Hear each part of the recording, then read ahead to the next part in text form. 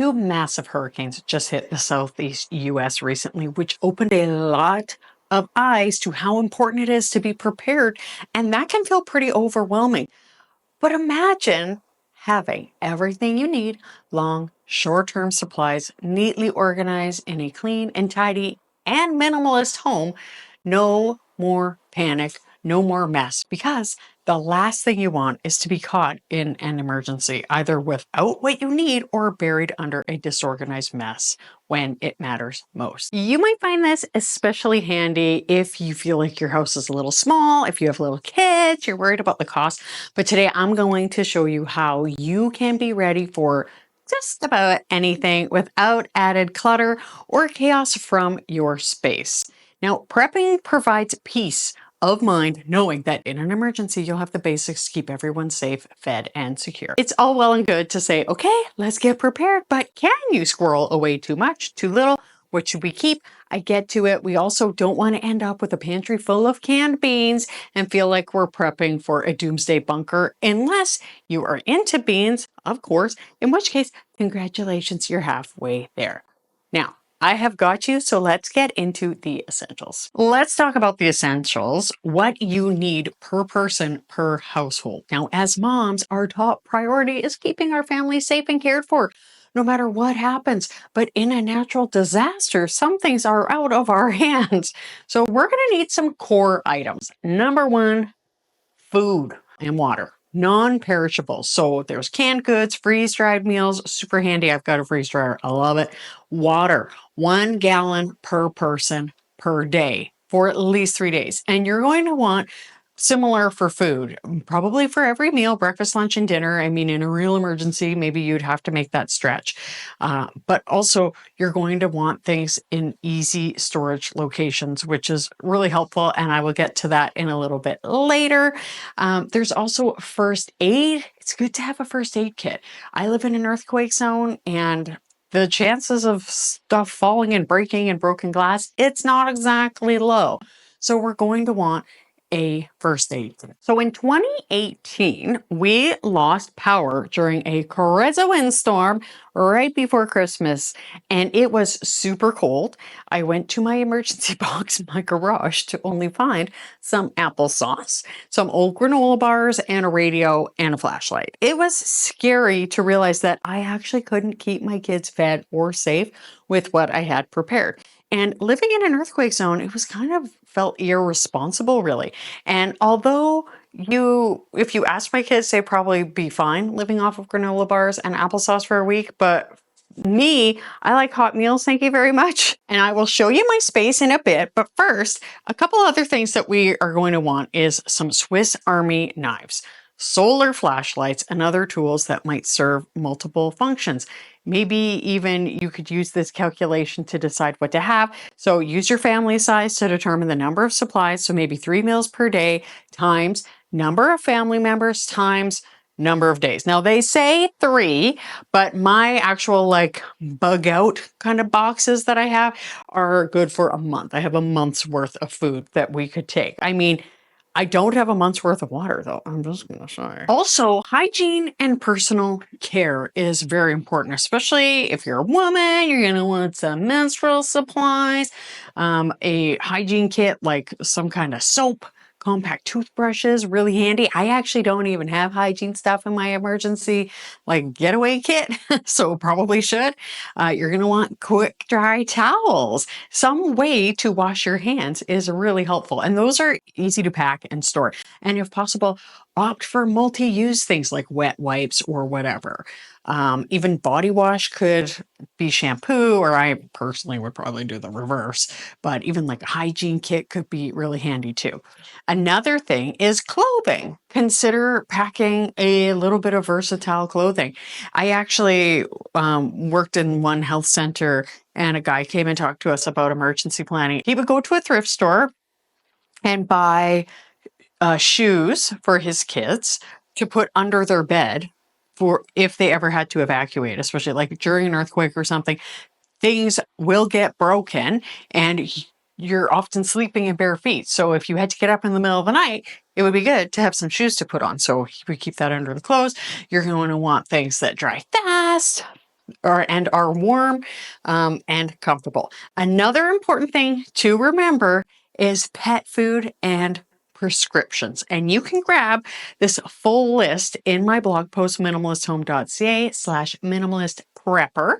And now let's get to my space. Now you might be like, oh my gosh, this sounds expensive.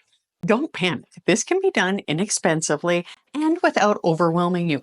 I started doing this about 2 years ago, which funny enough was a few years after that whole incident where my eyes were opened. But I suggest you start now. So first, what you need to think about though is, where am I going to put this stuff? What about the space it's going to take up? And are you just going to be surrounded by stuff in case of an emergency? So this is why decluttering is so essential before you begin prepping. You have a clear space and clear mind. So prepping is about being ready for emergencies. It's impossible to stay organized if your space is cluttered. And if you declutter first, you make it so much easier to identify what is essential, and you'll have room for those emergency supplies. That's like in our basement there, we had other stuff there, and I was like, we're gonna have to make some space. So you also want to be able to access it during emergencies. In a crisis, you don't want to have it like way at the back of your storage room. Honestly, having our sort of like takeaway stuff down in the basement doesn't exactly make sense. I'm just not sure where else we would keep it. But if there was an earthquake, could we get to the basement? Maybe not, right? So you want to have quick access to your supplies. And if your home is cluttered, it might be hard to find things like flashlights, food, first aid kits. So a clutter-free space makes it easier for you and your family to act fast. Also, it makes it easier to live and nicer to live. In the recent hurricanes, I've heard stories about people who were affected, and they said that having less stuff made it so much easier for them to navigate in their homes and respond to the emergencies. In contrast, those with clutter, they found it harder to evacuate. A lot of people said that, or to locate important items, and that made it way more stressful in that tense situation.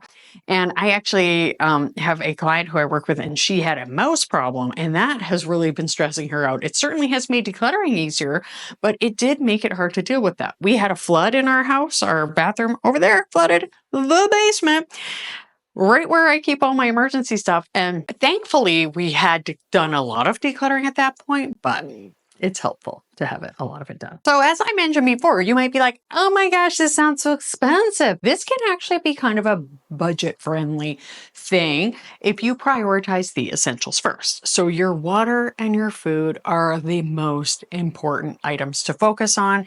And just start by purchasing 1 or 2 things at a time. You could start by gallons of water or the container like I have and fill it up. I actually like put drops of bleach in it. Like there's things online, and I think I have it linked in my blog post.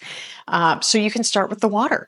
And you can start with non-perishable food items like canned goods, protein bars. These can be small and affordable. And when I started, I just started buying like little things at a time. I made a list of what I wanted to buy, and I went to Costco and I bought like the canned tuna and things. And it actually wasn't until after I had started prepping, actually, I guess it was about 3 years ago I started prepping, but where I started doing my own home canning. So now I have all of that like chicken and stuff ready to go, which is really helpful. But anyway, these small purchases, they can be spread out over time, and they will form the foundation of your emergency prep. Like food and water, number one, but just do it little bit, like if you want, like little bit by little bit. I mean, I wouldn't delay it, but every week, maybe just add a bit more to your cart. That's what I did. Shopped case lot sales, stuff like that. And if you're anything like me, you'll probably feel pretty proud of that first stock bin, even if it's just ramen and water. And remember, ramen will keep you alive, and it might even preserve you a little bit. So other budget conscious items for those on a budget, small items, small quantities. And of course, like the first aid kit, any of that, like just go into your normal stuff and just start tucking it away. Go to the dollar store, go to the secondhand store, take from your current tool supply. Quite often, as a minimalist, I know a lot of people, they may have an extra Swiss Army knife or something around, other flashlight. These things can serve to keep your kit nice and prepared, but also it might save you money and clear up another space, which is great. And just try to keep it organized. And when I first started, I grabbed a bin and I just went for the easy meals that I could buy in cans. And I did it in 1 week. And you could probably even do that in one day, like just 3 days worth of food, one trio. I don't even know. I just happened to start canning shortly after though, so it really helped. But then move on to bigger things like a generator, and we have one in our garage, and it has made all of the difference. But maybe we might have to evacuate one day. Who knows? Another thing people will worry about is having all of this might be messy. And it is really important to keep things organized and clean. I mean, it is a part of your home, and like with this channel, for my main thing about decluttering and minimalism is that we are in a healthy, calm, soothing environment. So I don't want my prepping supplies to, number one, be stressing me out. Instead, I want to see them and feel reassured. And that is exactly how I feel when I come down here. I feel calm. I feel prepared. I feel like I need to get more water, but that's okay. And I mean, for me, I want things organized and clean, and I want a tidy and minimalist home. So what I would suggest, of course, is that you are going to keep it tidy. You can label things if you want. Definitely label the storage bins. Put a list of what's in there. I do have some Post-its on some, but I think I need to tidy it up a little bit. Also, go through things with expiration dates. Some things it's not really going to matter that much. Like a lot of the actual like commercially canned things, it doesn't really matter. But I've got like some stovetop stuffing. How long is that going to last? I don't know, right? That would mess up that whole meal. I have actual like full on meals in there. So that could be really helpful. Categorizing things by food, which I have here. I have a lot of, well, I guess I could put all the beans together and whatnot, but I haven't yet, but I will. And more meat, as I need to restock some of my meat, that will be together. The other thing, of course, is the freeze-dried stuff. That I want to make sure that I label that. It's all labeled, but I want to organize it just a little bit better because I don't want to be like, oh my gosh, like I have all of these mushrooms and I don't have any whatever. So that's really handy. Say you have yours in a closet and things are tucked back, like you can't see as much. Labeling would be so helpful. And you want the frequently used things up front, things that you use day to day. And of course, you're going to replace them. I'm going to talk about the different levels in a minute. But also in your emergency supplies, you want the flashlights at the ready, the medications, depending on what they're for, at the ready, the first aid kits at the ready. Okay, I want to get back to this section real quick. So as far as if we have to evacuate, like I said, I have these bins and these could be like gone. Grab and go bags would be really handy. It's also really good to have one prepared for each family member for their clothing or whatever. I could, and maybe I will, because I'm not an expert. I'm just doing this because I don't want to be stuck if there's an earthquake or worse, right? So I could have a little thing of clothes. Like next time we declutter clothes, just throw a little bit there. So everybody has a change of clothes or whatever, personal hygiene stuff. It's also really good to just have like, maybe like instead of how I have like some of the meals sort of spread out, I could have it like by the week, which I did initially. So there you go. If you're going, you need to be able to evacuate. Who knows what is going to happen? I mean, hopefully nothing. And that's why we can go through these things and use them. And that brings me to long versus short-term storage. One thing I want to add is that, yes, these shelves are not earthquake proof right now. And some lovely commenter said I should flip this over. So we need to take it all off, which is obviously why we haven't yet. Take it all off, flip these over, and then I'm going to get either bungee cords or like ratchet straps and just put it all here so that in the event of an earthquake, hopefully most of it would survive, but we do still have our to-go bins. So over here, I've got some jars ready where I can because I will be doing more canning.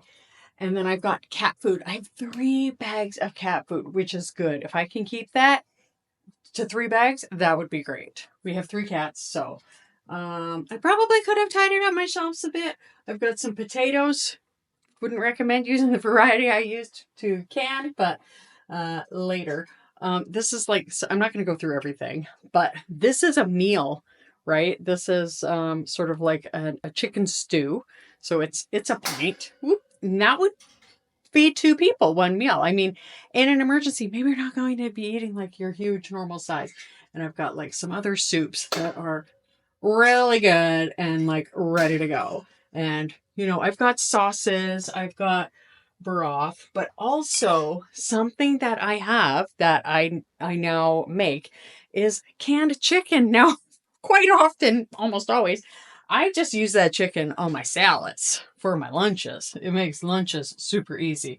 But I've got other things like more chicken and stuff. So a lot of things like condiments. I mean, if you in an emergency had to be eating salsa, that's some vitamins right there. There's be no vitamin C left because of the way it's cooked, but still really good. Lots and lots of black beans. We did talk about beans before, so I've got some black beans here. And then I've got like other like canning supplies and stuff, which I won't go into. You may be interested in that, but not today. There is some ramen, which is not exactly an emergency supply. It's mostly just like stuff for the kids. So all of this and these are things, this is kind of like my secondary, my overflow. And I will talk about that in a bit too. So like there kind of are three levels to preparedness.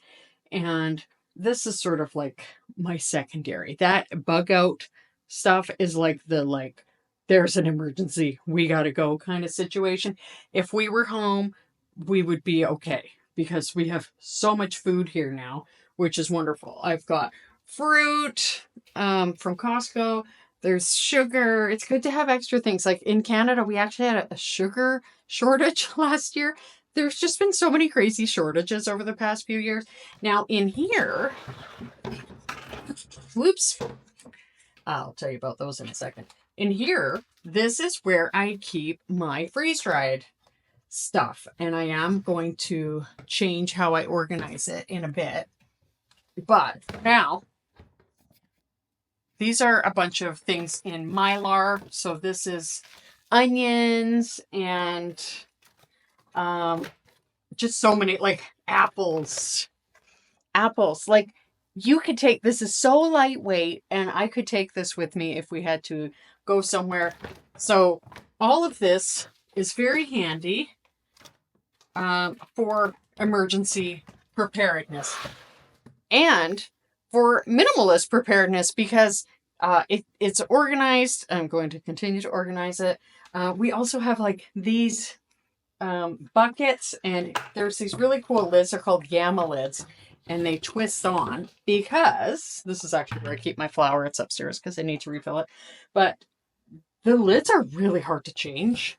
These are good because they keep insects out, they keep rodents out, and water. Like they're just really handy. So that is this section. And of course, like this is my overflow pantry stuff, like baking powder, all of the things. Another thing I'll show you is one of the most important things, kids socks, but also water. This I just actually was like, we need to really start focusing on water because we do have a gigantic cistern outside and we have a well, but again, if we need to take stuff with us or something happens to the cistern, like if there was an earthquake, that cistern could fall down the hill. It really is on the side of a hill. So I've got this, which is like a 20-liter water jug. I got it at Canadian Tire as well. If you're not Canadian, you might be like, why are you buying stuff at a tire store? It's kind of more of a multi-purpose store. And I do a lot of the food preserving, the freeze drying, all of these things on my other channel, Minimalist Home Living, which I will link below and I'll put a card at the end. I also, if you're interested in freeze dryer, they're having a huge sale for November and I highly suggest you look at it. We accidentally spent $700 that we did not have on takeout last month. I don't know how it happened, but I was like, I got to make up for that with doing some fancy budgeting. But just, I don't really usually need to because of all of this food that I have at my disposal. I also blame my husband a little bit. So my friend Allison at This Prepared Life, she has a really great Instagram and she has a YouTube. I don't think she's posted on it too much lately, but she might be picking it up again. And I bet there's some really good stuff on there. She talks about different layers. And, you know, you've got your your emergency evacuate layer, which I've got there. And then you've got your sort of medium term and then short term, right? Like your day-to-day stuff that you want to have around. So this would be more my medium day stuff. I've got, you know, like fruit that we could be cooking with. I've got peanut butter that I'm going to go through, but I want to make sure that I have just a little bit extra just in case. Like we all know a lot of times recently where there have been shortages of things. I already talked about the shortage of sugar. We all know the toilet paper. I have not a huge stash of toilet paper, but I think I have a month's worth, which hopefully would be good. And we could evacuate with that if we needed to. Another thing is that there's things like this where you can get, this is freeze dried, but this is expensive. I think this was probably I want to say 30 or 40 years. This is good for 25 years, just like the stuff that I have freeze dried. So if you think about it, that helps pay for my freeze dryer. If I look at buying stuff like this to store for 25 years, I don't want to do that anymore. I also have some onions and stuff back there, but just having your day-to-day stuff that you will cycle through is really helpful. Having things just in case there's a shortage is really good. And then of course, just the things that you use every day, keeping it contained, keeping it safe, all very, very handy. And you're going to rotate them. Check the expiration dates, all of the things. Now, recently I did declutter down here. And I've got a video right here you can check out. Check out this. This is my Minimalist Home Living channel where I am doing a lot of the food prep. It's much more chill and we're just hanging out while we're doing just whatever, like canning, baking, making dinner, freeze drying. Stay tidy and mighty. I hope something great happens for you today. Thank you so much for watching and I'll see you next time. Bye.